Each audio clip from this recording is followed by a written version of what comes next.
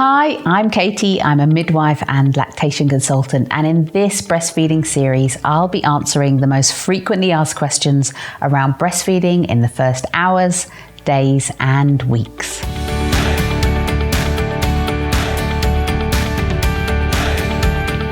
Most babies find and attach onto the breast by themselves within the first few minutes or hour after birth. But for some babies, this doesn't always happen. This may be due to the gestational age of your baby, for example, born before 38 weeks, the type of birth that you have both had, or the medications used during the labour. All of which may make your baby quite sleepy for the first few hours or days in some cases. Of course, they eventually want to wake up and feed, and feed, and feed, but it might take a day or two for breastfeeding to get going. So why am I talking about this, and why is it important? During the first hours and days, babies are designed to latch onto your breast and suck frequently, not only for them to get your colostrum, but this also switches on the milk-making cells in your breast. Each time your baby feeds, it rapidly increases the hormone prolactin, circulating in your blood, and signals to the milk-making cells to start building a good milk supply for now and in the future. In the early days, you are laying down the foundations to enable you to keep making a good milk supply for your baby. So breastfeeding early, frequently, and effectively is vital to ensure all mums have a good opportunity to make sufficient milk. But what happens if your baby is unable to breastfeed frequently in these early hours and days? We have seen from the research that if babies do not feed frequently and effectively in this critical time point, their mothers are less likely to make enough breast milk to be able to exclusively breastfeed their baby. This is why it's really important for anyone whose baby is not yet able to breastfeed well in the first few days to start stimulating the milk-making cells through other techniques. If we miss this critical window of the first few hours and days, it can be very difficult for some mums to ever make a full milk supply. So, how do we stimulate and switch on the milk-making cells if our babies can't yet breastfeed? Here are the top tips to help support your baby and your milk supply in the first few hours if breastfeeding doesn't quite go as planned. Tip number 1, skin-to-skin contact. This is essential in combination with the other tips I will give you today. Skin-to-skin contact is not only lovely to have with your baby, it does some very special jobs as well. Holding your baby in skin-to-skin contact helps release the hormone oxytocin, known as the love hormone. This hormone helps to reduce stress levels in both mums and babies. Oxytocin helps to contract your uterus and helps reduce your bleeding after birth. It's the main hormone which pushes the milk down through your milk ducts.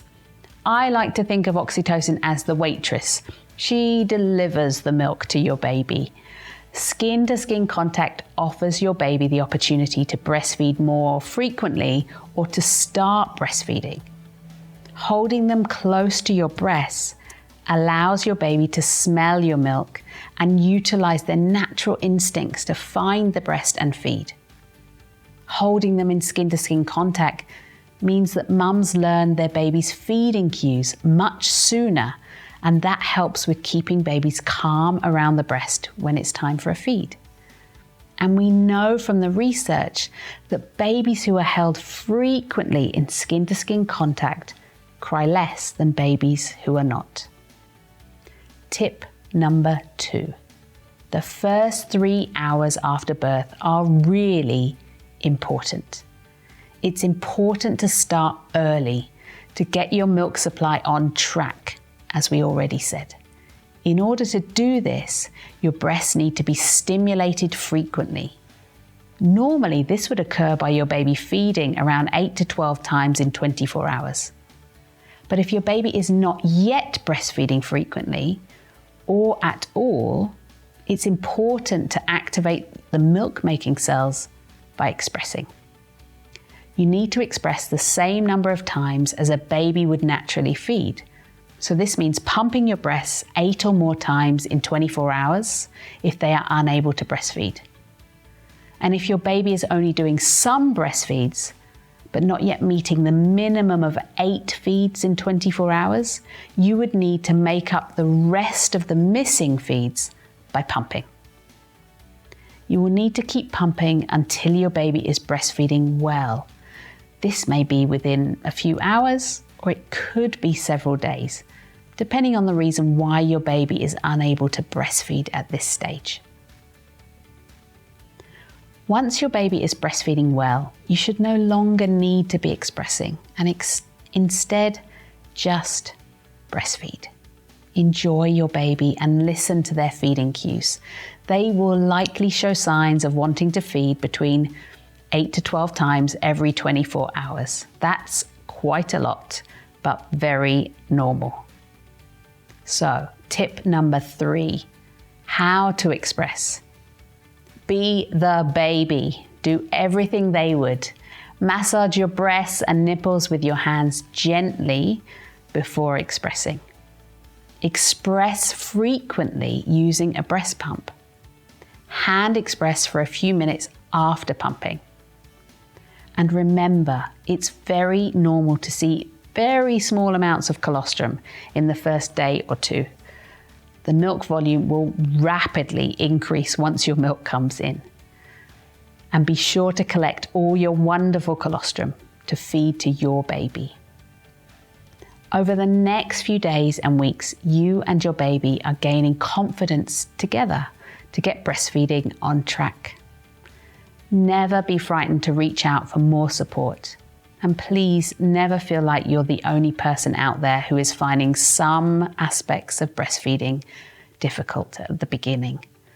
Like anything new, sometimes it just takes time to learn and to feel more relaxed with it in the beginning. Check out our other videos for more support and help in the first few days and weeks of your breastfeeding and lactation journey.